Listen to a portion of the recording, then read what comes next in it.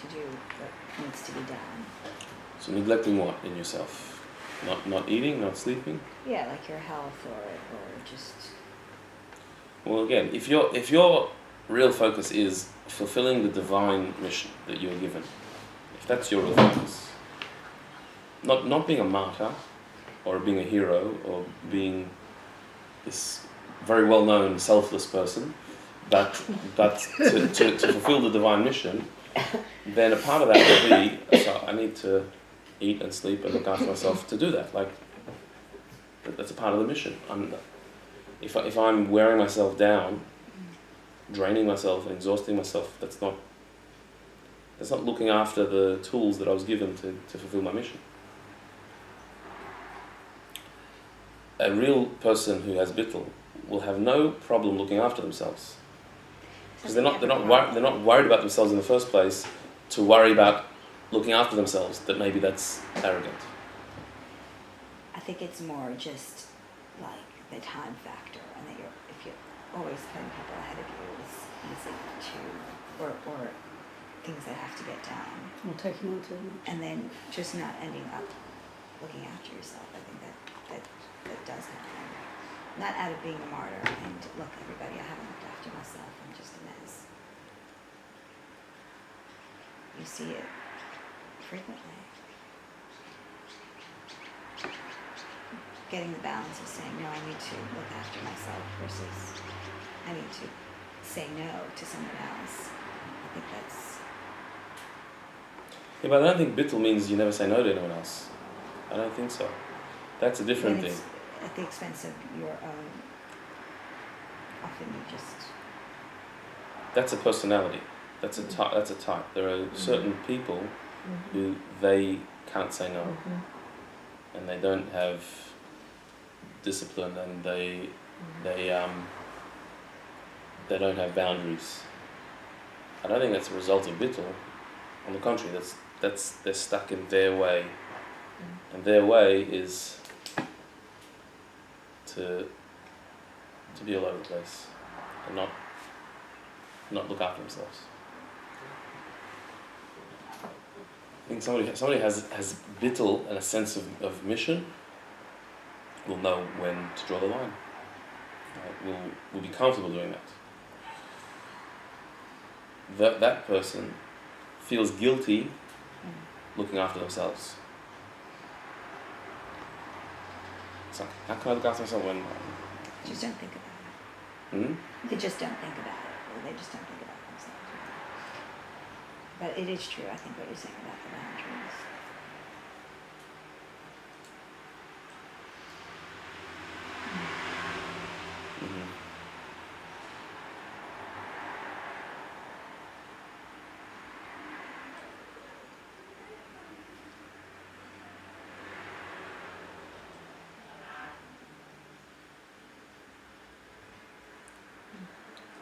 Okay.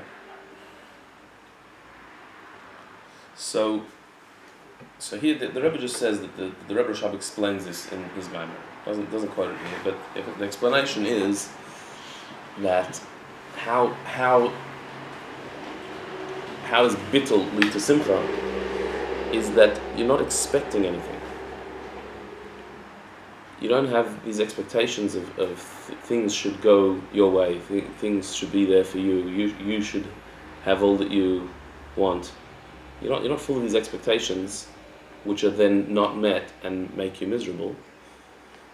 When you don't have the expectations, if I'm not deserving of anything, so anything that I do get, anything that's given to me, is an amazing gift, which I can enjoy and be appreciative of,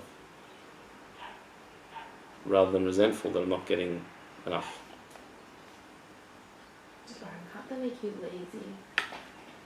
What do you mean? Like, everything I get, like, you have such low expectations, like, everything you get, you're like, oh wow, like, you, like, thank Hashem so, like, not that's a bad thing, and then you just, like, don't even try, because you're like, okay, what I've gotten is, like, amazing enough, like, I don't need to work, I don't need to... That wouldn't be a bittul either. If someone says, I don't need to, so what do you want to do if you don't want to work? If you're, like, bittul is, I'm here for a mission. I'm not here as a consumer. I'm not here just to to lie around and wait for things to happen for me. I'm here to do stuff, to fulfill a mission. That's what I'm here for. If that's what I'm here for, so I'm not thinking, so am I getting the honor I deserve, the recognition, the rewards? Money? Yeah, that's not what I'm thinking about. I have a mission. Part of my mission is to be alive, to live. I have to pay bills. I have to look after my family. I have to do these things. So of course, it doesn't mean that I'm neglectful of these things. Oh, who cares? So I didn't get paid this month. Doesn't matter. No, that's not what it's saying. You have a responsibility to look after your family. That's why you have to get paid. Not that I didn't get paid. Might not appreciate it. That's not the issue. It's not about your appreciation. It's not about you. The whole thing is not about you. It's about you've got a job to do. You've got a mission to achieve. So of course you need money for that as well. But it's just not, the whole story is not about you. It's about getting on with your mission. So I don't think that could ever lead to laziness. There's a different version of this. I think a corrupted version of this that is a laziness. That like, oh, whatever will be. Complacency? No, I think it's different. I think low expectation. Like you don't expect anything from yourself. You don't expect anything from yourself. Not just you don't expect from the world. You don't expect from yourself anything. So, okay, so I won't have a job. So I won't do anything. Like that's not emunah. Like that's not bittul. That's an indulgence. That's different. Here we're talking about what you're given from the outside, not what you put into it.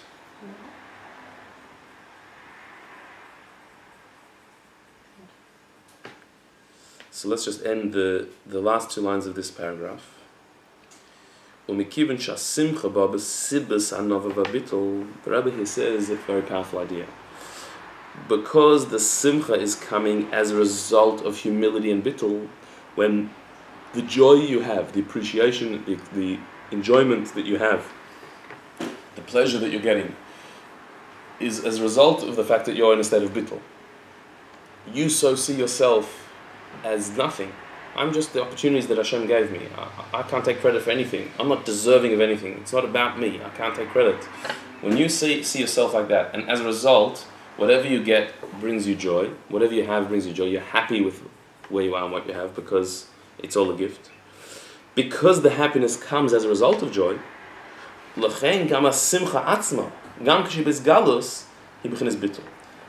then even the joy itself, even when that joy is revealed, it is in a way of bittul.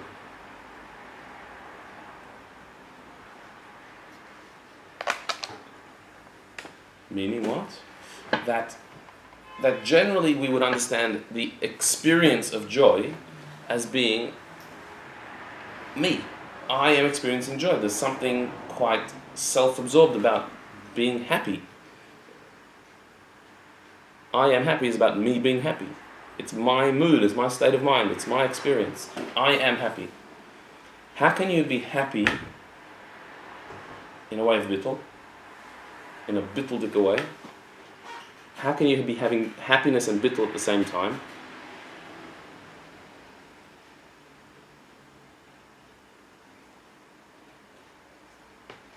So it depends what the cause of the happiness is. What's the basis of the happiness? If your happiness is based on yesh, it will be a yeshistic happiness. So if my happiness is that I am getting recognition that I deserve, that's why I'm happy. Because I've achieved a lot and I'm getting credit for it. So that makes me happy. That happiness is a yeshistic happiness. It's about me. But if my happiness comes from bittul, then it will be a bittul happiness. If the happiness comes from I deserve nothing, and here I got a gift. So then that itself, the happiness, will not be a yeshestika happiness, it will be a bittul happiness. The emphasis will not be me getting my gratification, it will be a true, pure joy, untainted by my ego.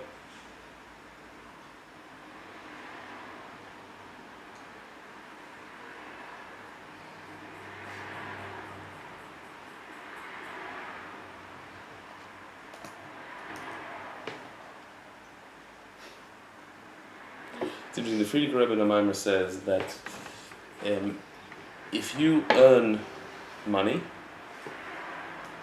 or if you receive money as a gift, where's there more pleasure? Where's there more happiness?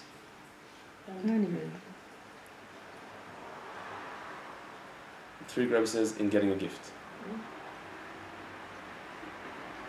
Even though we usually say that when you earn something that's really yours, yeah, that's true. That's talking about something else. But as far as the simcha is concerned, getting a gift brings about a greater joy than earning money. So you feel like you earned Something for nothing. Because money that you earned, I worked for it and I got it. There's no surprise there. There's nothing unusual there. But you'll look after that money better. Maybe it's more mine, yes. But which one gives me more joy? The gifts. Because I didn't earn it and look, it came. So, for example, we find that when somebody pays somebody for a job, so you write a card, you don't gift wrap it. You know, So, for here you go. Yeah. And yeah, they don't have to thank you. You don't get a call every time you're paid. Oh, I really appreciate that. You paid me. It was very sweet of you. It's not sweet of you. You owed me the money. There's not. So it's satisfying. There's a certain sense of satisfaction that you've been paid, you've worked, and you've been paid. But happiness, joy, doesn't necessarily bring happiness. Whereas a gift brings happiness. That was very sweet. I feel touched. Yeah, the bonus thing is the picture.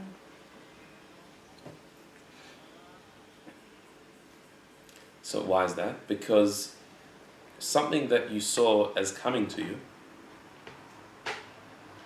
you deserve it, so it's already yours. If you didn't get it, it would be unfair. I worked and I didn't get it. But when I get it, that's right, that's fair. So it should be. Whereas somebody out of the blue gives you a gift, what do I do to deserve this? What's this for? It's touching, it's moving. You're overjoyed because it came out of nowhere. So if I'm in a state of believing that I'm deserving, when I get that which I deserve, I'm not going to be happy. It's like, yeah, so it should be. And probably I'll feel, I think I deserve more. I'm underpaid. But if I feel that, what did I do? I'm nothing. I was just given my existence by Hashem, given my talents and powers and everything by Hashem, all the opportunities by Hashem. So my contribution is minimal. Even what I did contribute, somebody else could have done better if they would have had my opportunities. So I'm deserving of something. No. And if I get something, that's a gift. How sweet.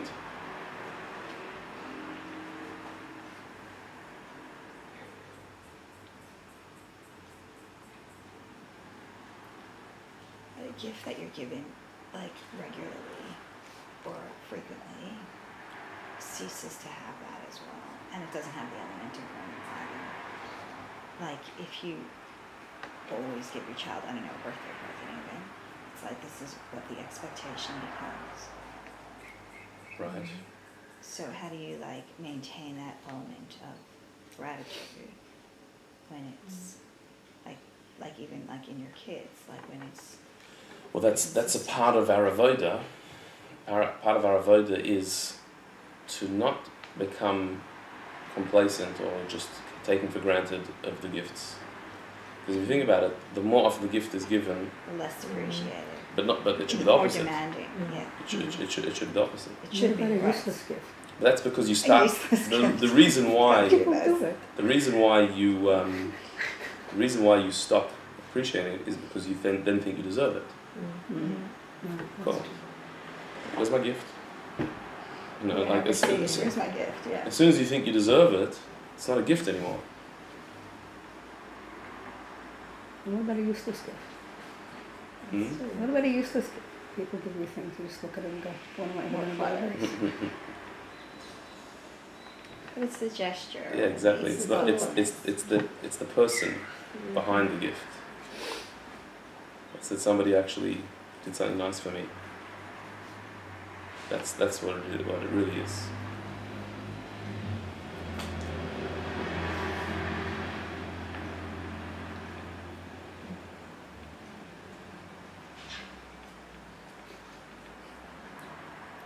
So the Rebbe is saying is that when your acceptance of the gift is with bittul, with a sense that I didn't deserve it, so then it brings joy. And even the joy is not egotistical.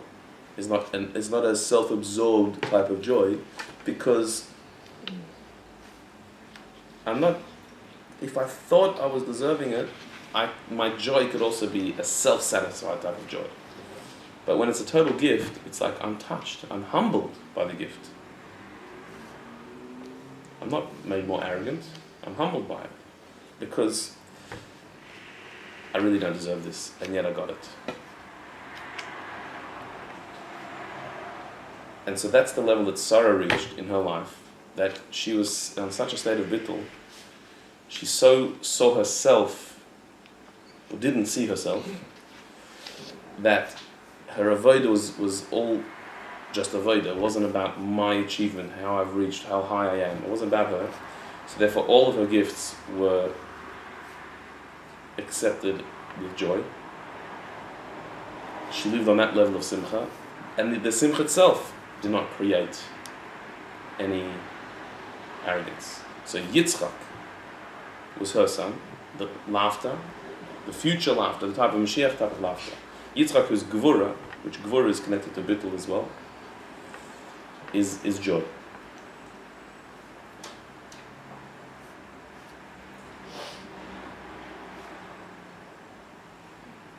Okay.